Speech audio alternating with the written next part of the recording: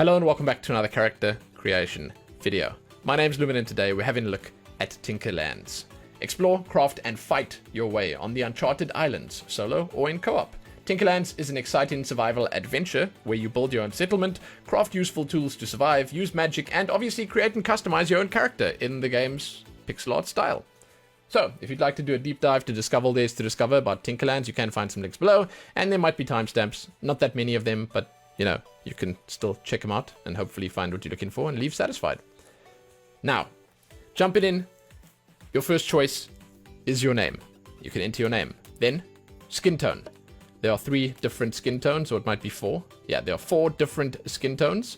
It's just pale to darker. You can't go too dark, you can't go too light either. The overall style of the model that they have here is a little hard to read, and it's got this weird pinky purpley sort of outline to it, which enhances the problem, I would say. But it's a little hard to read, and that's one of my only criticisms here, that they all look a little samey because of the weird purple and because it's a bit of a smudge. But I do appreciate that they went with something different from, say, Stardew Valley or Terraria. They went with a unique style. They didn't just copy that. Because there are a lot of games out there that look exactly like that. This, at least it's its own thing. You get to pick your underwear over here, which I suppose, I mean, I can barely see the difference. I don't know. Like, that's underpants, then that's underpants with a bra, and then that's a full body cover, basically. You can sort of see that, at least, right? You don't get to change the color of that or anything, but you'll probably be putting armor on immediately, so it doesn't really matter. Then you can do voices. Masculine, feminine, that's it. That's it. That's basically the only indication of like a male or female character here. Then you get to do hair types. The hairstyles that they have here are okay. They're okay. They're okay. They also suffer from the same issue that I mentioned just a moment ago, where I feel like it's a little smudged. I like some of the hairstyles. They're really cool. But again, they're a little hard to read. The pixel art overall is just it's a little all over the place, you know? But I still love it because it's pixel art. So you get to pick your hairstyle, and I'm going to take that one, because I like it. Then you get to do your hair color. This is the hue slider. Basically your full RGB. This will put you on the color that you want, and then you can do the saturation and the value, as they call it.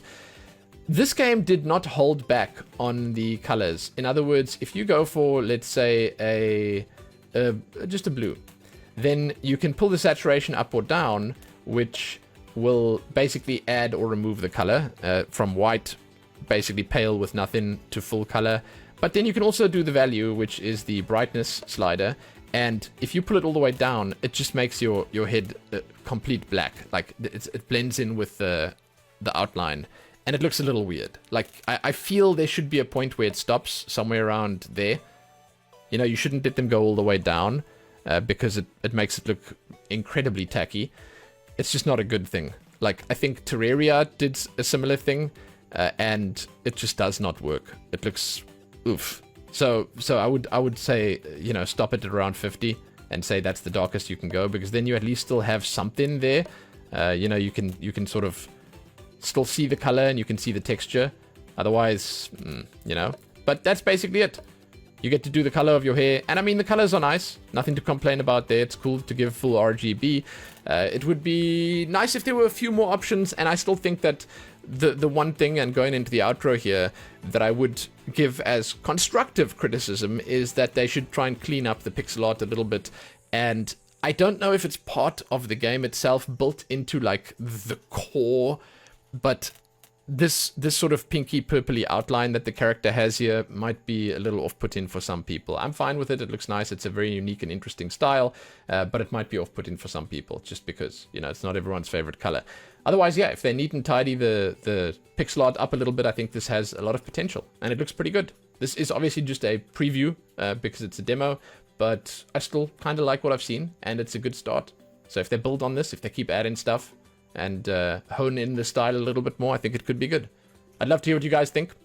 You can, as always, give this video a like and share it and do all that other good stuff. It means a lot to me. My links can be found below, my coffee page and my Twitch channel, if you want to check me out live. And hey, if you're jumping into Tinkerlands, enjoy. Enjoy.